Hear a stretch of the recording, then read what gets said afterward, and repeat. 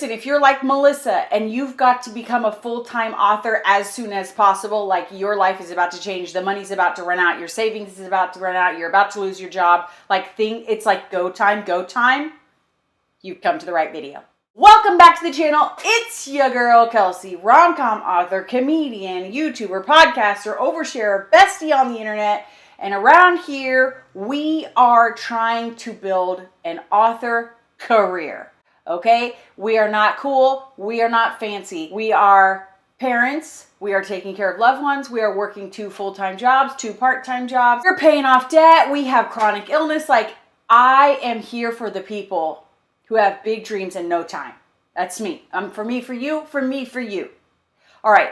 And so I am answering questions from the internet. I have published 12 novels, made 6 figures in just over a year. I wish the stat was made 6 figures in a year, but I'm going to be honest. It was right after I had hit a year mark. Over 33 million Kindle page views, thousands and thousands of Amazon reviews. You can go stalk me. Please do. I'll give you a free book. It's in the link in the description. And I talk on this channel about all my launches and all of my writing and everything I've got going on. And people write in questions from the internet. And today's question is from Melissa in Tampa, Florida. Florida sounds like an insane place to live based on the internet. So Melissa, leave a comment. Let us know if it's really as unhinged as it seems.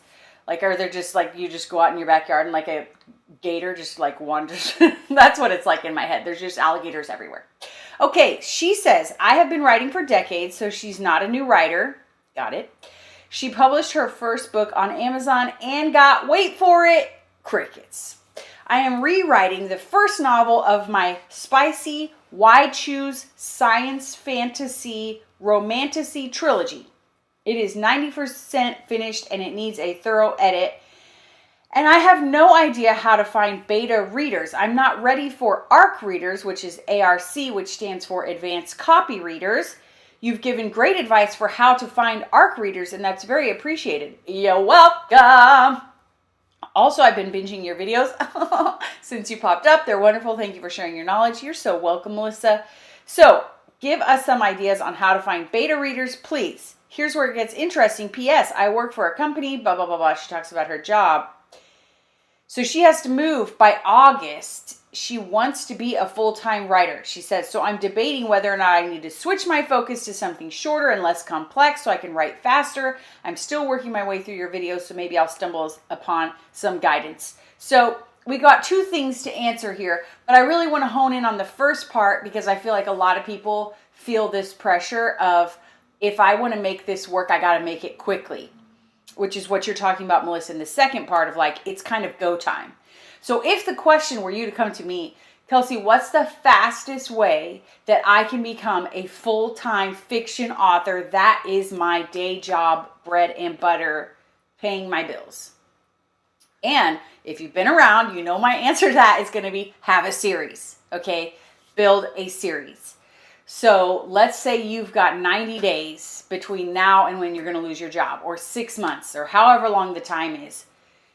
Every spare second, and I know a lot of people come to my channel because they don't have very many spare seconds, okay? We are not 22 writing a spec work for a traditional publisher in New York City.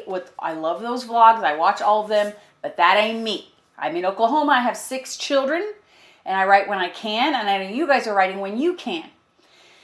You got to find more time. You got to lose a little sleep. You got to give up on, I don't know, if you have other hobbies, if you have Netflix, if you wherever you can find the time, you've got to learn to write in tiny chunks of time, 10 minutes, 20 minutes. You've got to learn to write faster. And usually for a lot of us, that means write dirtier. Quit self-editing, quit trying to make it sound better, quit staring at how could, that sentence seemed clunky. Let me sit here and stare at it and figure out how to make it less clunky. You don't have time for that. You got to get the book out. You got to get your ideas out. You got to get it out as much as you can, as quick as you can. Part of this in writing quickly is knowing where you're going. You need to take the time. Let's say let me get to her example in a minute, but let's say you're writing this and you're 50% through, you think you've got 40,000 words in some novel, 50,000 words. Depending on the genre, and you are you know, that's all you have. This one book, this one great idea, and you're 50%. Pause your book. Plan out how you're going to take that book and make it into a 4-book series. Why 4 books? Because then you can release a book every 90 days. That is enough to get you some momentum where you are actually building a readership, building a following. People can see, oh, she's got a pre-order coming up. He's got a book. He's putting out books 3 times this year. I definitely want to follow him on Amazon so I don't miss it. So you have to pause where you are and make it into a series. That is the fastest way to get to a point where you can quit your job. So you need to pause your current idea and figure out how to turn your idea into a multi-book series, which I've talked about in a past video about like how to make a series instead of one book. But basically you're looking at the themes, the ideas, the messages, and the characters. What are your side characters that can have their own spin-off story?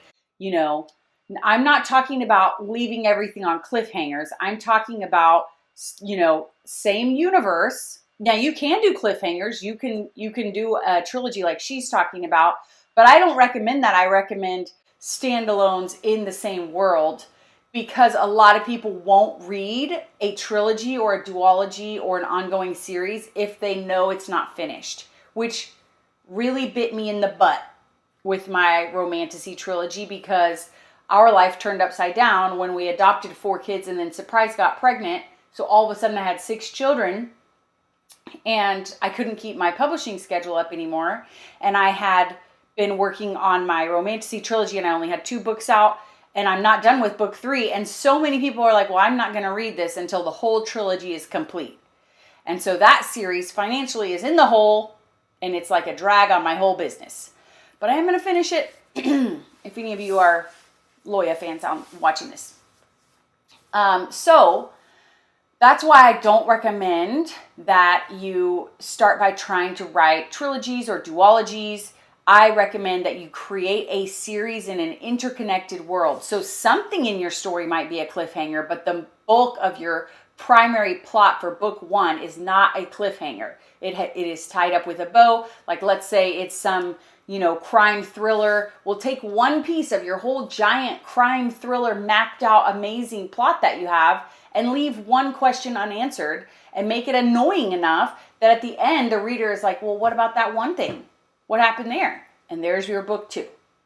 In the same world, either with the same team or, you know, a different, like maybe the first book is a detective and the next book is a doctor who gets roped into a case.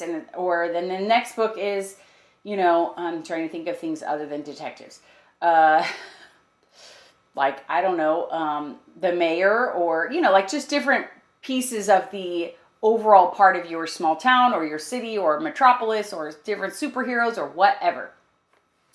So that is the short answer, is to build out a series because you cannot quit your job with one book. Like she said, she released a book and she got crickets. Well, I would like to say it is hard to release just one book out into the void.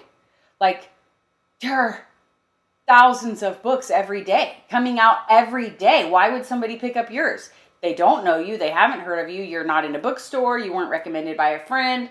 They didn't see you on Instagram. You didn't go viral on TikTok. How do they know you exist? And if they happen to just hear about you, why would they pick you over Nora Roberts or the next Hunger Games book that came out? Or, I mean, we are up against serious competition, friends. That's why I always say, like, stay delulu. There is some delusion involved to become a full-time creative entrepreneur. AI is coming to kill all of us. Like, stay delulu, my friends. I should have had my shirt on in my mug. So I want you to hear me, Melissa, especially, like you released a book and it got crickets. That makes sense. If you're going to release a book without like a strategy and a plan, it's going to go nowhere. Like you'll sell it to your mom and the ladies at church or the people at your frisbee golf who like that genre. You'll have your immediate community and then that's it. So you got to think about making a series, and that way when you start a launch strategy for book 1 and you're reaching out to these people, you can say, yeah, actually it's a whole 4-book series and I'll send you book 1 for free if you would be willing to be an ARC reader. Okay, so to quit your job faster, have a series. Now Melissa wrote in and she said she's 90% done with a trilogy. Melissa, you are writing a Why Choose book. They are so popular right now. You're writing a Why Choose series. Like, every spare second you have should be on finishing that. Okay, finish. And then put it out. I put it out and have each book come out. I would say if they're all done, I mean, yeah, 90 days, or since you have 3 books and that's it, you might want to stretch it a tiny bit. But you will get more momentum faster the quicker together that you release them. But I know you don't have anything else written yet, it sounds like. And so you need to have, well, what are you going to do after that? And I would say, and you, so, words for a living. Finish that. Because Why Choose is very popular, and you've got a different spin because it's not contemporary, it's not mafia, it's not a motorcycle club. You have something that is sci-fi Why Choose and not fantasy Why Choose. So I think it is interesting enough that you could reach out to, all of the big Why Choose TikTokers, book talkers, bookstagrammers, and people who just like sci-fi, also all that genre, and get some serious momentum going. You're in a great position. Just finish it. I know you were like, well, what comes after that?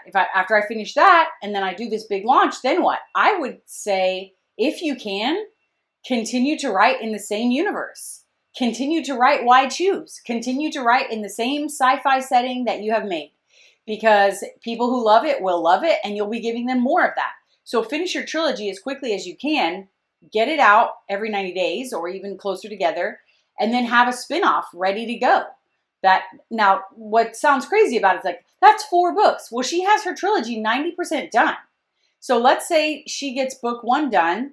That, like, right now I'm saying that it's February. Book 1 comes out in April, then March, May, June, August. You have between now and August to write and edit the new book 1 and the spinoff.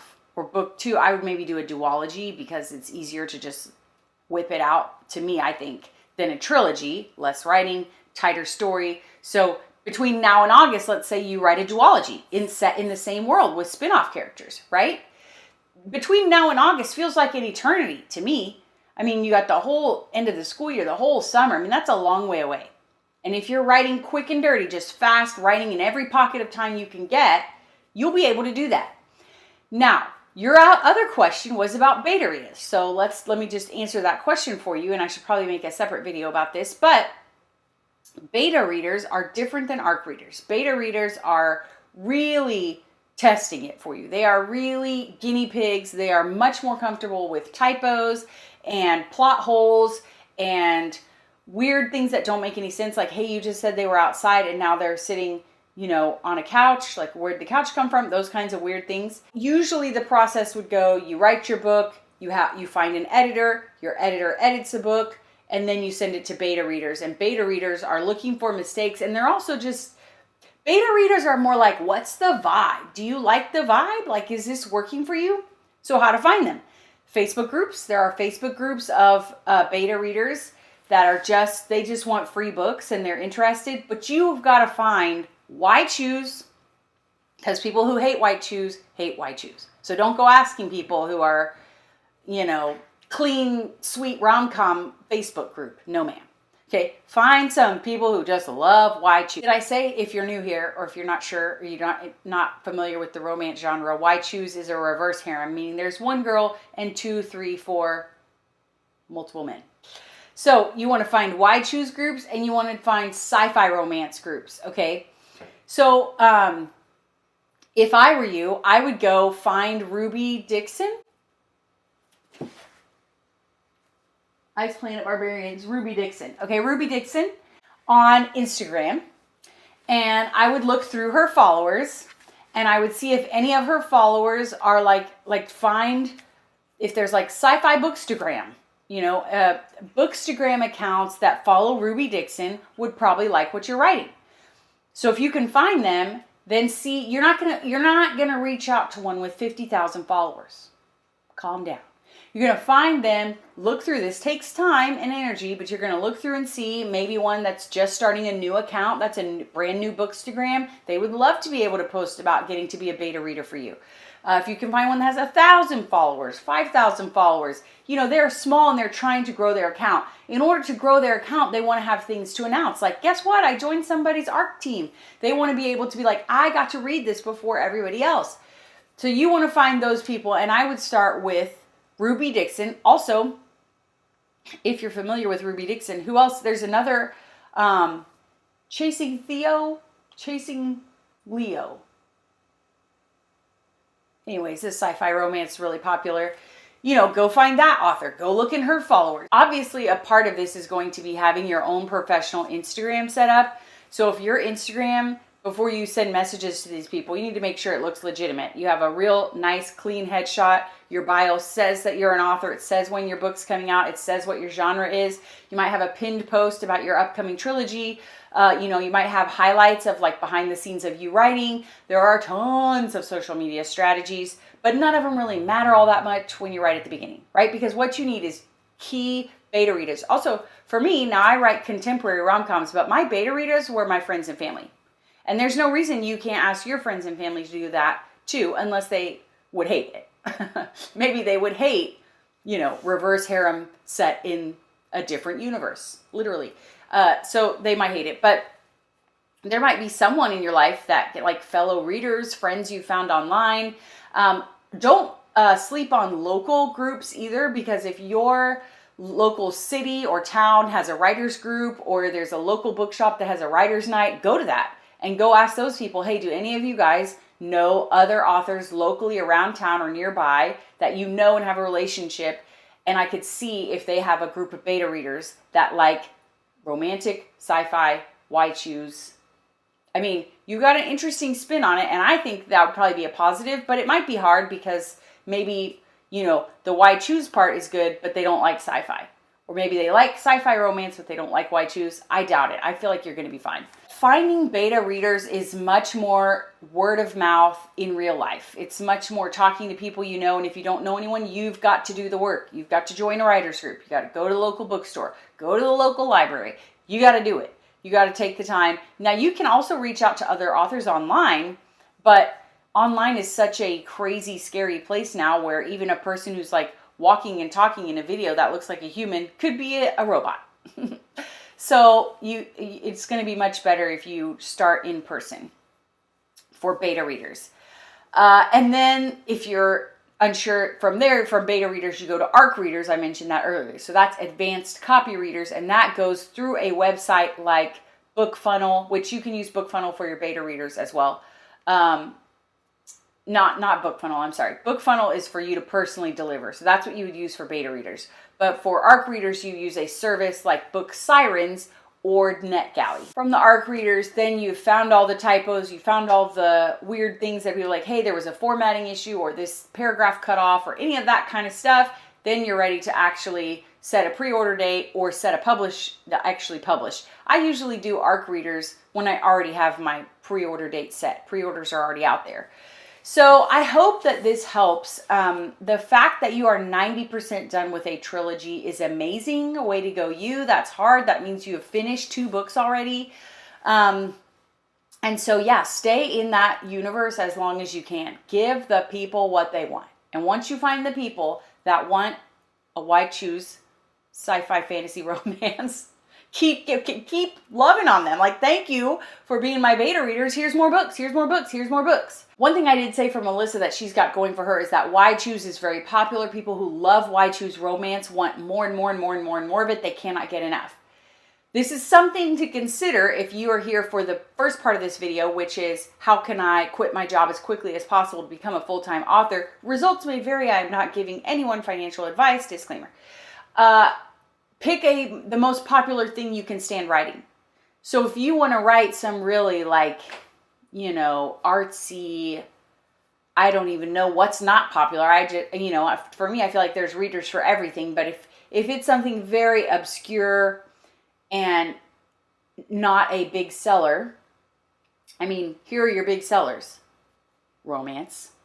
And if you can't stand writing romance, that's fine. Then go into thrillers. If you're like, I'm just not a thriller writer, then you need to think about cozy mystery Epic fantasy, huge, big stories, but I hesitate telling people to start with epic fantasy because it is, like Melissa said in the question, she was asking if she should switch to something less complex, but she's already 90% done. So that's why my advice to her is, no, finish what you have. But if you're just starting out, you've got nothing but a blank page, I would say it's going to be hard to write fast and get all of your loose ends buttoned up and everything ready to go as quickly as possible for a huge fantasy epic. Because you're building a world from scratch, you've got to triple check the government, the magic system, the topography, for Pete's sake. Like, there's so much. So I would say romance, thriller, mystery, cozy mystery, women's fiction, and then epic fantasy for sure. Sci-fi, if you can write The Martian, we all want that. Please do that. So those are the big things. And outside of that, it's going to be harder. If you're watching this and you're like, I just really want to write poetry, that's going to be harder. Okay, if you want to submit your question about the publishing industry, about self-publishing, about writing, about craft, about all the Delulu things that we like to talk about on this channel, go to kelseyhumphreys.com/writing. I would love to help you out, and it helps me out because I would like to continue to grow a community on YouTube. So you're giving me content to post online, and I'm giving you insights into my publishing career. So I'm here for you guys. Please leave a comment. Let me know what you thought. Let me know your questions, and I'll be back next week with another writing video.